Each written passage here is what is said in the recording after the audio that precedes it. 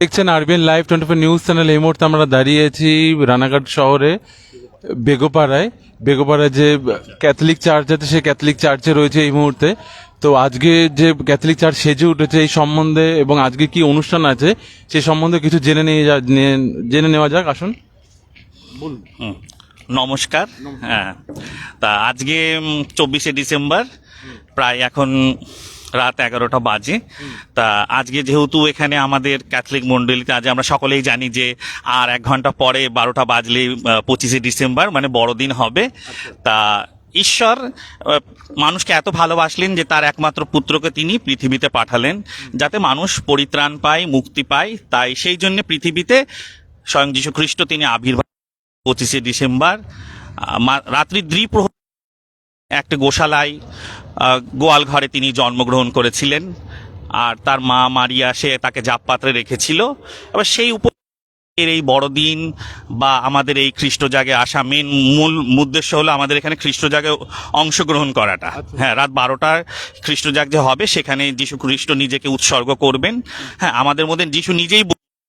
হ্যাঁ, তা এই হয়েছে ব্যাপার যে এই খ্রিস্ট জাগে অংশগ্রহণ করে আমরা যারা নতুন কাপড় হলো না কি যাই হোক, আমরা যা কিছু আনন্দ করি এখানে আসি খ্রিস্ট জাগে। আমাদের পুরোহিত তিনি খ্রিস্ট জাগ আমাদের জন্য উৎসর্গ করেন বড়দিন উপলক্ষে যে মুক্তিদাতা আমাদের মধ্যে আবির্ভাব হয়েছেন। তিনি আমাদের 2023 সাল পূর্বে তিনি এই পৃথিবীতে এসেছিলেন মানুষকে মুক্তি দিতে। হ্যাঁ, মুক্তি দিতে। আজ হয়তো যিশু সবসময় হয়তো অনেকে কেন যিশু গোশালায় জন্মগ্রহণ করলেন, সে তো ঈশ্বরের।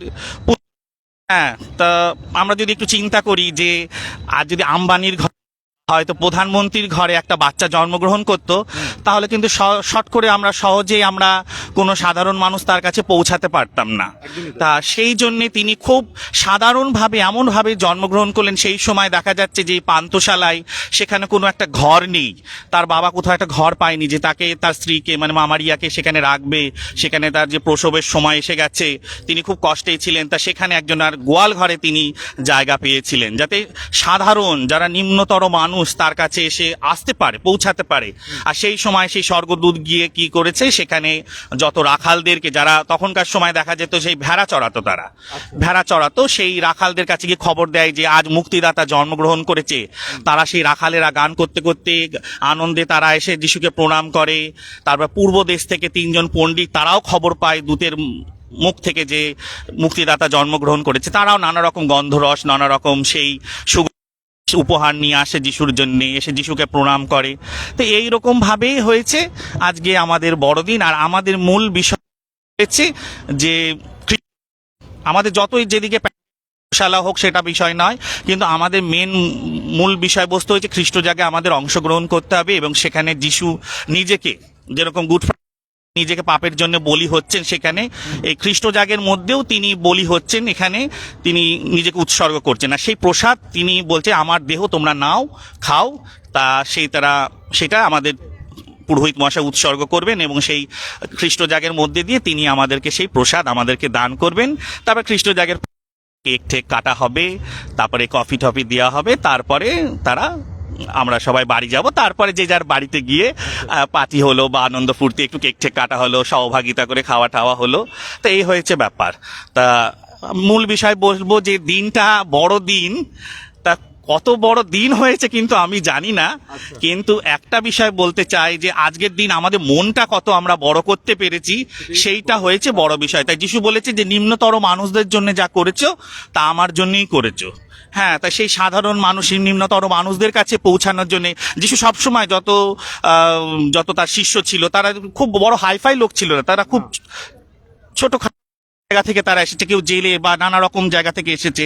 তাই সেই নিম্নতর মানুষদের জন্য যিশু সবসময় আমাদেরকে বলছে কিছু করার জন্য। আজ হয়তো দেখা যাচ্ছে যে অনেকজন কেক বানাতে পারেনি, বা অনেকের হয়তো এই শীতের দিনে কত কষ্ট পাচ্ছে, কাপড় চোপড় নেই, শীত বস্ত্র নেই।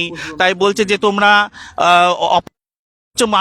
যে যে হয়তো ক্ষুধার্ত ছিল তাকে খাইয়েছো, আমাকে খাইয়েছো, বা যার বস্ত্র ছিল না তাকে বস্ত্র পরিয়েছো, সেটা আমাকে পরিয়েছো। তো সেই সাধারণ মানুষের কাছে পৌঁছানোর জন্য তার বাণী, তিনি পৃথিবীতে আবির্ভাব হয়েছিলেন 2023 সাল পূর্বে, এবং তিনি আমাদেরকে এত সুন্দর একটা মুক্তির পথ দিয়েছে, যে বলছে আমার মধ্যে দিয়ে না গেলে কেউ পিতার কাছে তোমরা পৌঁছাতে পারবে না। তাই বলছে আমি সত্য, আমি পথ, আমি জীবন। তাই সেই কথা নিয়েই আজকে বড়দিন। তাই সবাইকে বলবো শুভ বড়দিনে প্রীতি ও শুভেচ্ছা আগে থেকে রইলো। আর আরবিএন লাইভকেও অসংখ্য ধন্যবাদ যে তারা আজকে এসেছে আমাদের মধ্যে, এসে সুন্দরভাবে তারা এটাকে তুলে ধরেছে, সেই জন্য তাদেরকে অসংখ্য ধন্যবাদ। হ্যাঁ, আর বলবো সবাই, হিন্দু মুসলমান সবাইকেই বলবো যে সবাই সুন্দরভাবে বড়দিনটা শান্তিতে উদযাপন করুন, আনন্দ ভোগ করুন। সকলকে জয় যিশু। জয় যিশু। হ্যাঁ, আপনাকেও বড়দিনে অনেক অনেক শুভেচ্ছা আরবিএন লাইভ 24 নিউজ চ্যানেলের পক্ষ থেকে। হ্যাঁ, আপনাকেও, আপনার বাবাকেও। এই মুহূর্তে আপনারা দেখছেন আরবিএন লাইভ 24 নিউজ চ্যানেল। এই মুহূর্তে আমরা দাঁড়িয়ে আছি রানাঘাট বেগোপাড়ায়, বড় চার্চের সামনে, দেখতেই পাচ্ছেন।